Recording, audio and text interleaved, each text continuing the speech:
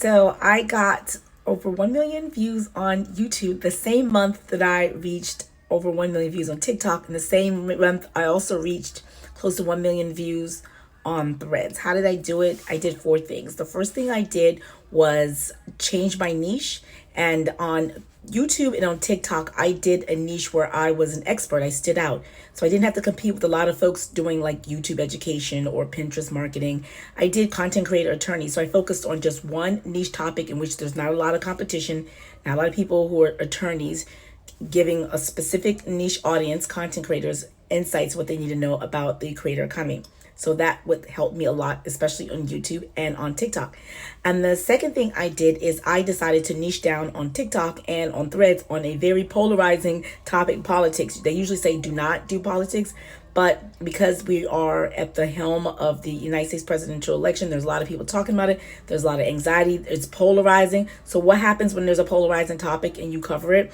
Usually there are people who are passionate on either side, and they're usually going to be debating me or debating one another underneath my videos. And what happens when they debate, it constantly plays. So those super long duration, even if it's like a 1 minute, 2 minute, 3 minute videos, people are fighting for like several minutes at a time.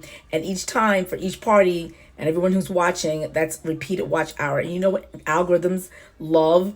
The audiences, it signals to the algorithms that audiences are interested in that content. So they're symbiotic, and it pushes my content out to more people, and eventually I gain some subscribers and more views from that. So that's the second thing I did. The third thing I did was hammer and like hunker down on trending topics. So whether it was a trending sound, whether it was a trending just meme, or just a trending what was the thing called, trending challenge that people were doing, I hopped on it visually, aesthetically, and that helped. And I try to hop on it early when it was still new and not a lot of people are doing it, because folks get inspired by me and they will retweet and reshare because it's interesting.